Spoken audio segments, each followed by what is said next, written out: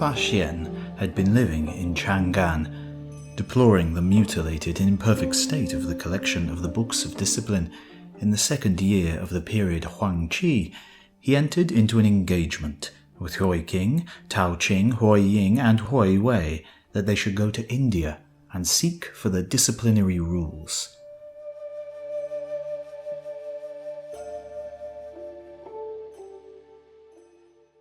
Li Hao, the prefect of Tanhuang, had supplied them with the means of crossing the desert before them, in which there were many evil demons and hot winds. Travellers who encounter them perish all to a man. There is not a bird to be seen in the air above, nor an animal on the ground below.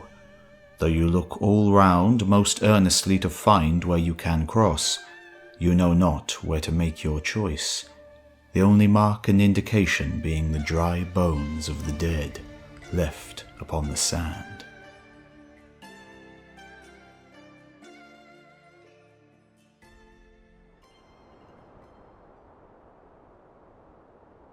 The travellers went westwards towards North India, and they succeeded in getting across and through the range of the Onion Mountains. The snow rests on them both in winter and summer. There are also among them venomous dragons, which, when provoked, spit forth poisonous winds and cause showers of snow and storms of sand and gravel. Not 1 in 10,000 of those who encounter these dangers escapes with his life. The people of this country call the range by the name of the Snow Mountains. When the travellers had got through them, they were in North India, and immediately on entering its borders found themselves in a small kingdom called Tolei, where also there were many monks, all students. The way was difficult and rugged, running along a bank exceedingly precipitous, which rose up there, a hill-like wall of rock, 10,000 cubits from the base. When one approached the edge of it, his eyes became unsteady, and if he wished to go forward in the same direction, there was no place on which he could place his foot, and beneath were the waters of the river called the Indus. In former times, men had chiselled paths along the rocks and distributed ladders on the face of them, to the number altogether of 70, at the bottom of which there was a suspension bridge of ropes, by which the river was crossed, its banks being 80 paces apart.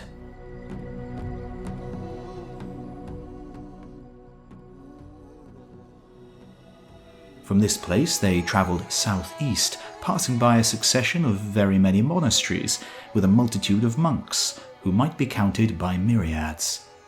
After passing all these places, they came to a country named Matao Lo. Were there 20 monasteries, which might contain 3,000 monks, and here the law of Buddha was still more flourishing. Everywhere, from the sandy desert in all the countries of India, the kings had been firm believers of that law. The laws and ways according to which the kings presented their offerings when Buddha was in the world have been handed down to the present day. All south from this is named the Middle Kingdom. In it the cold and heat are finely tempered, and there is neither hoarfrost nor snow. The people are numerous and happy. They do not have to register to cultivate the royal land, but they have to pay a portion of the gain from it. If they want to go, they go. If they want to stay on, they stay. The king governs without decapitation or other corporal punishments. Criminals are simply fined, lightly or heavily, according to the circumstances of each case. Even in cases of repeated attempts at wicked rebellion, they only have their right hands cut off. The king's bodyguards and attendants all have salaries. Throughout the whole country, the people do not kill any living creature, nor drink intoxicating liquor, nor eat onions or garlic.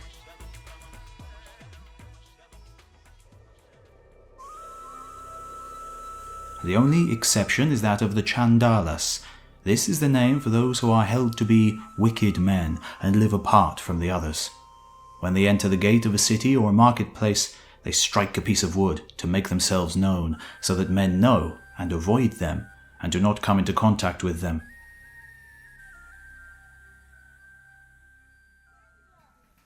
In that country they do not keep pigs and fowls, and they do not sell live cattle. In the markets there are no butchers' shops, and no dealers in intoxicating drink. In buying and selling commodities they use cowries. Only the Chandalas are fishermen and hunters, and sell flesh meat.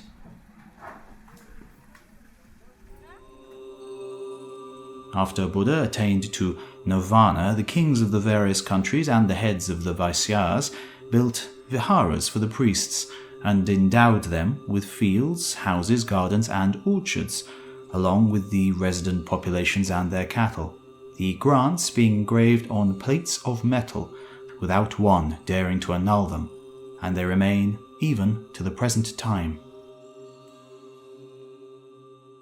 Having crossed the river and descended south for a yojana, the travellers came to the town of Pataliputra in the kingdom of Magadha, the city where the king Ashoka ruled.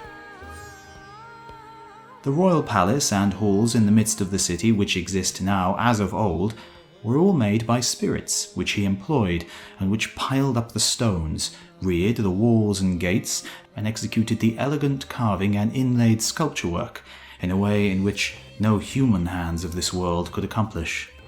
The cities and towns of this country are the greatest of all in the Middle Kingdom. The inhabitants are rich and prosperous, and vie with one another in the practice of benevolence and righteousness.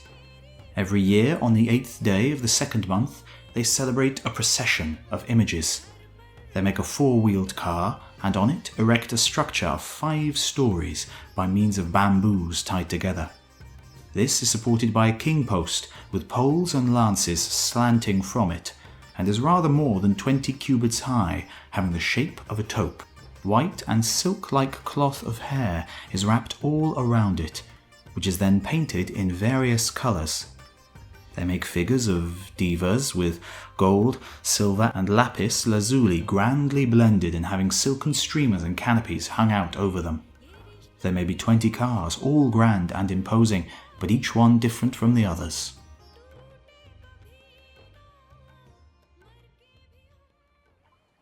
All through the night they keep lamps burning, have skillful music, and present offerings.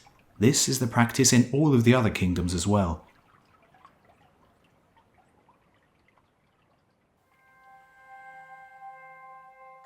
The heads of the Vaisya families establish in the cities houses for dispensing charity and medicines.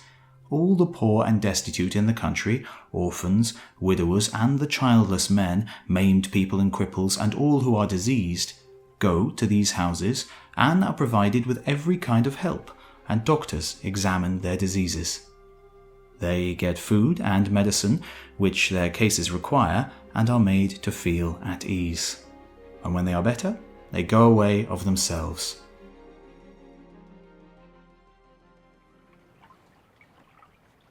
Faxian abode in this country 2 years. Having obtained his Sanskrit works, he took passage in a large merchantman, on board of which there were more than 200 men, and to which was attached by a rope to a smaller vessel, as a provision against damage or injury by the large one from the perils of the navigation. With a favourable wind, they proceeded eastwards for 3 days, and then they encountered a great wind. The vessel sprang a leak, and the water came in. The merchants wished to go to the smaller vessel, but the men on board it, fearing that too many would come, cut the connecting rope. The merchants were greatly alarmed, feeling the risk of instant death. Afraid that the vessel would fill, they took their bulky goods and threw them into the water. Faxian, fearing that the merchants would cast overboard his books and images, he could only think with all his heart, "I have travelled far in search of our law. Let me, by your dread and supernatural power, return from my wanderings and reach my resting place."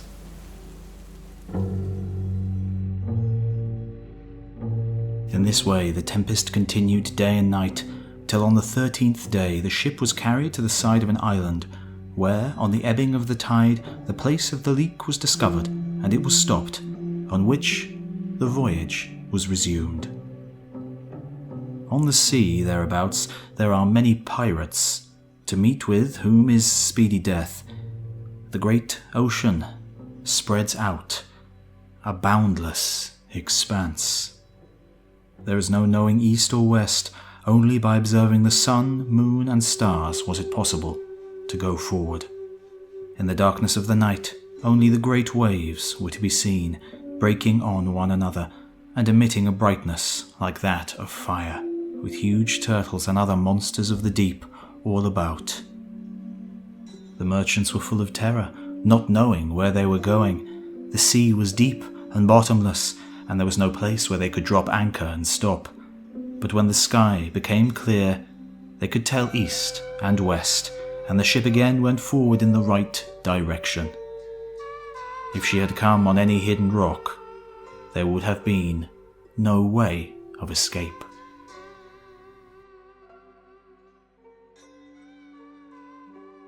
When I look back on what I have gone through, my heart is involuntarily moved, and the perspiration flows forth.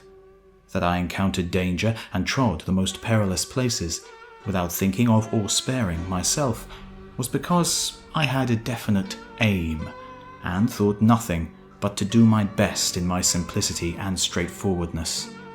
Thus it was that I exposed my life where death seemed inevitable, if I might accomplish but a 10,000th part of what I hoped.